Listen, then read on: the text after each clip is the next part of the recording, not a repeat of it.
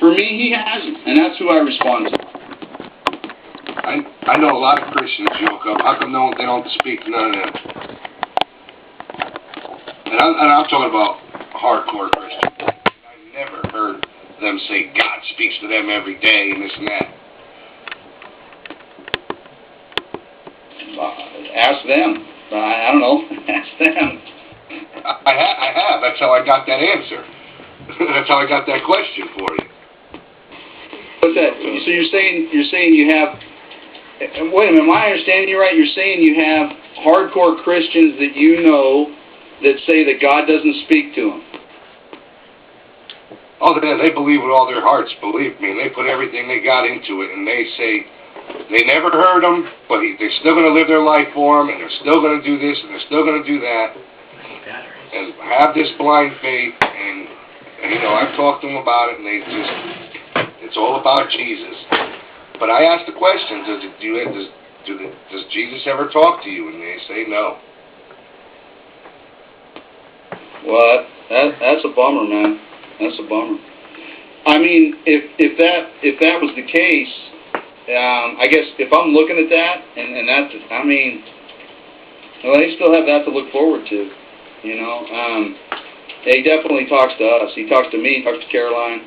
It's a daily thing. It's a daily interaction. I mean, it's crystal clear that his voice it's his voice.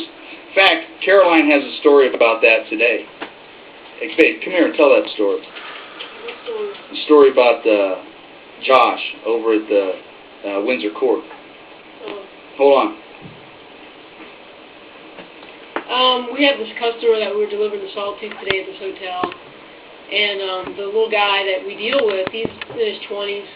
And I was talking to him today, getting him to sign the paperwork and stuff. And, you know, I just asked him and said, how you doing, man, you know. And I could tell that there was something on his mind, you know, he was going through something. The last few times I've seen him, just can tell he's struggling with something. And when I left, we're driving through the city, and I'm talking to God in my head, because God said, I want you to call Josh and tell him that I love him and that everything's going to be okay.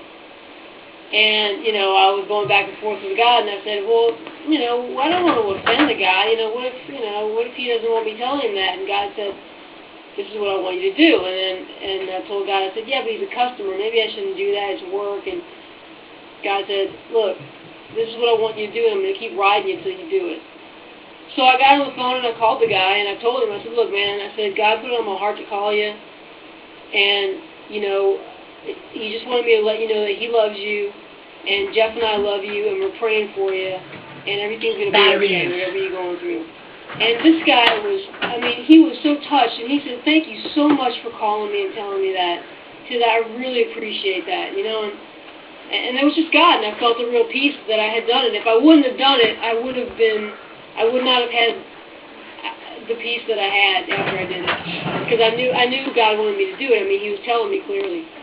Yeah, and the other day too, another story. The other day we were down in the French Quarter, down by Jackson Square. We're delivering to a restaurant, and we got done, and I was getting ready to leave, and this lady walks by, and God speaks to me and says, "Tell the thank you fairy story to that lady right there." And I'm like, okay.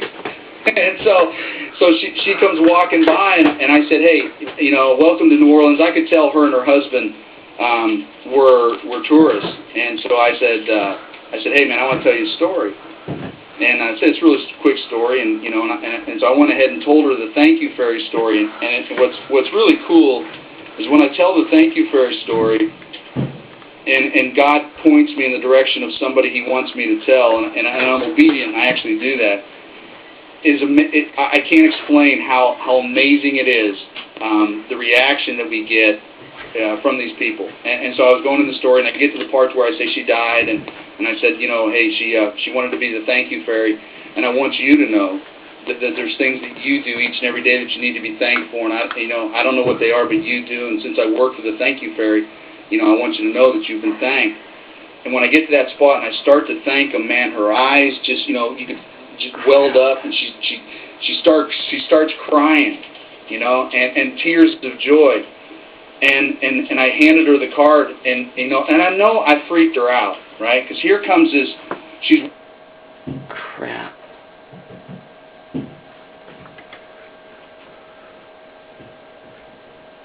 Let's undo that.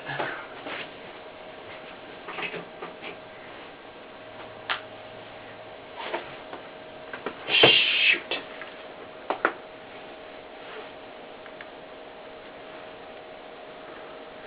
Shoot.